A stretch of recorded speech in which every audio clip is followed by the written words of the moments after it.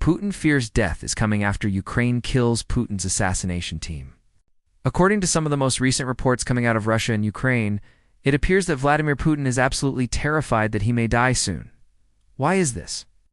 Well, according to these same reports, Ukraine has managed to eliminate, or at least drive away, the entirety of Vladimir Putin's personal assassination team. They have killed off 2 of the team's members and forced the rest of them to flee. Now, this is a report that we're going to dig into in today's episode of Ukraine. Russia update, but it's one that I can't stress enough how much I believe to be true. Just makes perfect sense. And let me tell you why right now. But first, guys, please show your support. If you've been following for a while, you know exactly what to do. And if you're new, well, I hope you consider showing your support because it really helps us to keep this train chugging along. Now, the reason I said that I believe this report about Putin's personal security team, the members of it being killed, is because of the position that Ukraine is in right now. We all know that they are winning. They're driving the Russians back. They're causing the Russian forces to commit atrocities. They're starving the Russian army of food and resources. They're killing hundreds of thousands of Russian soldiers. The point is that things are not going well for Russia, which means the stakes are higher than ever for Ukraine to take out high-value targets. Putin, who's a higher-value target than Vladimir Putin himself. What would happen to morale in Ukraine if Putin were to be eliminated? Would it boost their fighting spirit? Absolutely. It would also send shockwaves throughout the entire country of Russia. And honestly, I think that eliminating Vladimir Putin would cause more people to rise up against him rather than, supporting him. So, you can see why it's in Ukraine's best interest to eliminate Vladimir Putin. And it's also easy to see how they could do it. They have plenty of long-range attack drones. They could take out a plane. They could take out a helicopter. They could assassinate anyone who gets too close to Vladimir Putin. The point is that there are lots of ways that Ukraine could kill Vladimir Putin if they wanted to.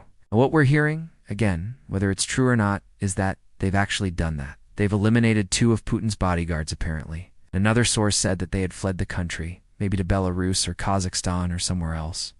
The point is, they're gone, and they're not coming back. This is a huge deal. Let's take a look at what's happening in Ukraine right now. First, we'll head across to the Donbass region where Russia is making 0 gains. The only place that they are sort of making some small marginal gains is near Bakhmut. But we're talking about less than 1 square kilometer in the last week. So again, nothing really substantial. But I will say this.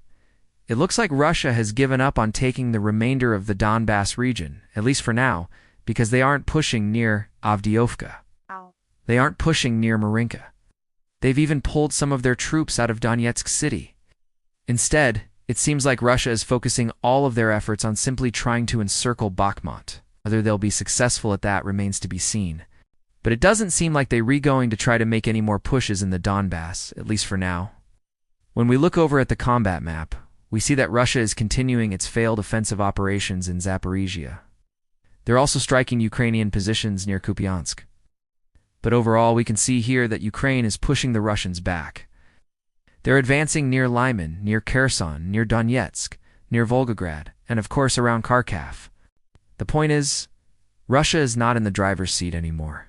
They're clearly on the back foot. It appears that they are afraid of this, especially Vladimir Putin. He knows that things aren't looking good for Russia. The most recent piece of news that shows this is that he is now rarely leaving his residence at the Kremlin. He hasn't been seen in public for about a week now, and he's instead choosing to meet with foreign leaders through video calls rather than meeting them in person. Now, obviously, this is playing right into the narrative that he is sick with either radiation poisoning or cancer, but I'm not so sure that that's actually the case. I think that he's doing this simply out of fear. You have to remember that when Putin came to power, he was a KGB agent.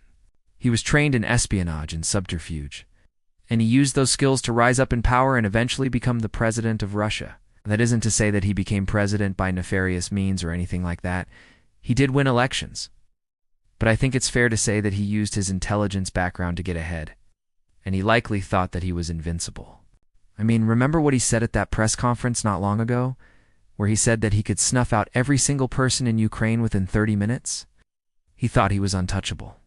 He thought that he could do whatever he wanted without any consequences. Now it appears that he's starting to realize that he is in fact not invincible. Ukraine has proven that they can reach anywhere inside of Russia, and if they wanted to, they could easily take out Vladimir Putin. That's something that he is probably realizing, and it's probably causing him to cower in fear inside of the Kremlin. The other big story that we're seeing out of Russia right now is that they are calling up more reservists to fight in Ukraine. They've already called up about 300,000 reservists, and apparently they plan to call up another 400,000. Now, this is great news for Ukraine, because Russia is basically admitting that they do have enough manpower to fight in Ukraine. They're scraping the bottom of the barrel. They're recalling up people who have untouched a gun in years to go fight in a modern war against NATO-trained professional Ukrainian soldiers. It's pretty bad. Now, I will say this, though. We've seen Russia mobilize 300,000 soldiers, and then we saw another mobilization for another 300,000. And still, despite mobilizing 600,000 additional soldiers, they aren't making any gains in Ukraine. It's like, I don't really understand what's going on there. It's like, how can they throw more and more soldiers into this meat grinder and see no results? It just doesn't make any sense. Maybe the answer is that they are rethrowing more and more soldiers into this meat grinder and actually getting results. But the results are just in favor of Ukraine. Again, it's hard to say. But the fact that Russia keeps doing this tells me that they believe that they need to achieve a breakthrough at any cost. They're throwing soldiers at the problem. They're giving them half a tank of gas, no training, and sending them into battle. And they're hoping that eventually, just by sheer weight of numbers, they'll break through the Ukrainian lines. But that time is coming sooner rather than later. Guys, as always, I want to thank you for joining me today. Please continue to show your support, and I will see you all in the next one.